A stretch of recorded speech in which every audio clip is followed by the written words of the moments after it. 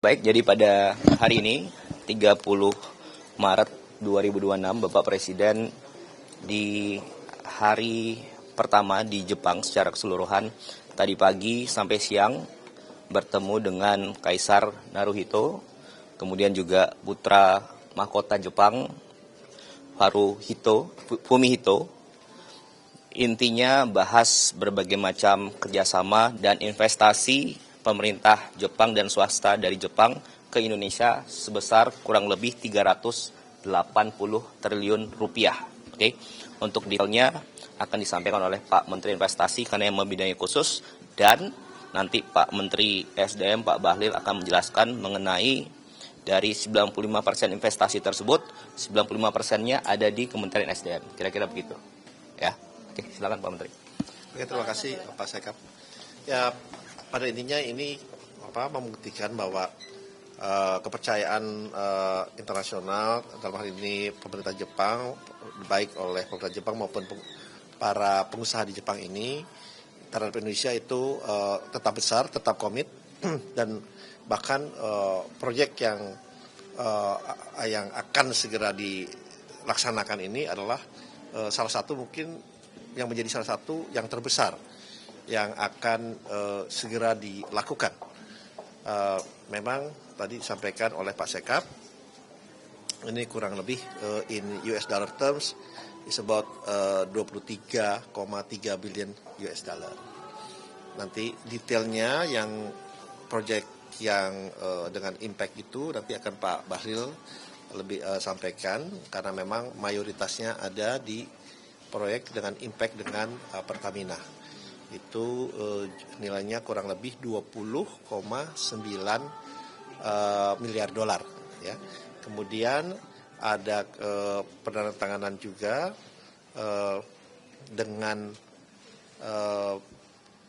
SMBC Aviation Leasing dengan Danantara itu untuk investasi kurang lebih 800 juta dolar.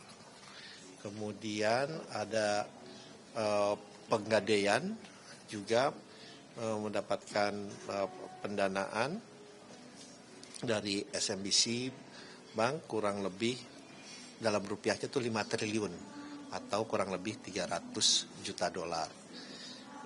Kemudian ada juga dari kerjasama perusahaan beauty kecantikan estetika itu dari perusahaan namanya Two Way dengan perusahaan di Indonesia untuk investasi Indonesia nilainya juga 500 juta dolar.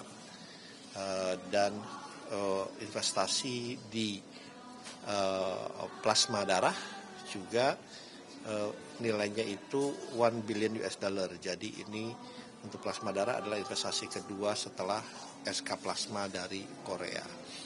Nah, itu kurang lebih investasi yang masuk, dan sebenarnya masih ada beberapa lagi investasi yang masuk, diantaranya adalah geothermal antara PT Supramu juga dengan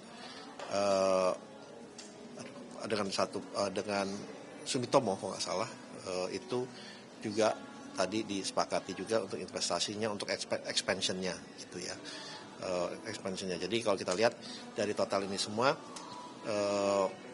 membuktikan, karena memang kalau kita lihat kan Jepang ini selalu dalam among top 5 ya, selalu di dalam 5 besar negara yang masuk ke Indonesia.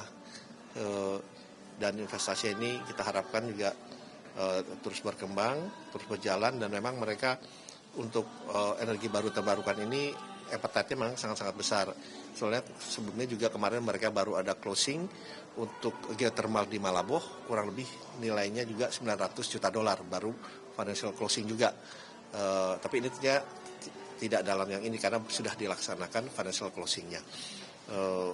Jadi itu yang bisa kita sampaikan. Jadi kita juga melihat terlepas dari adanya geopolitik, geoekonomi yang sedang berada di dunia ini, kepercayaan internasional, terutama Jepang itu tetap besar, dan mereka komit untuk menjalankan investasi yang ada di Indonesia ke depannya. Kalau besok yang sama PM itu akan ada penandatanganan investasi lagi? Nanti mungkin itu biar Pak Sekap yang menjawab itu. Mungkin Silakan. Ya, baik teman-teman media, atas arahan Bapak Presiden Prabowo, saya itu ditugaskan untuk melakukan 2 hal kunjungan di Jepang. Pertama adalah memastikan percepatan tentang investasi di transisi energi. Yang kedua adalah menyangkut impact Blok Masela. Blok Masela ini kan sudah 27 tahun dikuasai konsesinya. Dan kita masih ingat 5-10 tahun lalu perdebatannya adalah antara di laut atau di darat. Atas arahan Bapak Presiden, di tahun 2025 kami melakukan pertemuan insentif intens dan alhamdulillah sudah selesai. Total proyeknya 20,9 miliar US dollar karena dia tambah CCS 1 miliar, di POD-nya itu 20 miliar.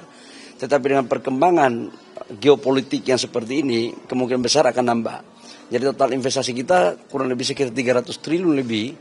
Betul tadi Pak Seskap sampaikan 95% itu investasinya di sektor SDM.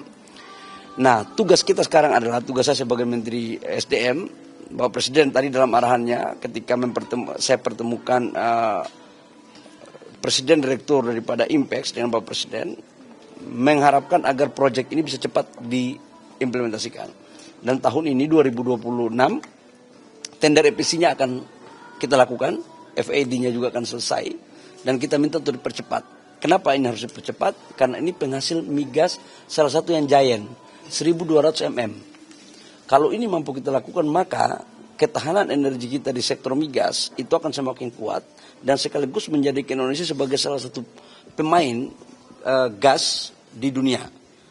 Dan ini diharapkan, kemarin saya minta untuk kalau seandainya market di luar belum clear, itu dibeli semua oleh Danantara, dalam hal ini PGN. Supaya kita memperkuat hilirisasi dalam negeri. Yang kedua, menyangkut dengan transisi energi, saya menambahkan apa yang disampaikan oleh Pak Seskap sama Pak Menteri Investasi, bahwa memang kita lagi dorong untuk mempergunakan seluruh potensi energi lain selain fosil yang kita punya. Kenapa? Karena geopolitik ini kita nggak pernah tahu kapan selesai. Jadi mau geothermal, mau air, mau matahari, mau angin, selama ada teknologi, harganya efisien, kita akan dorong. Nah, ini adalah bagian daripada upaya untuk melakukan itu.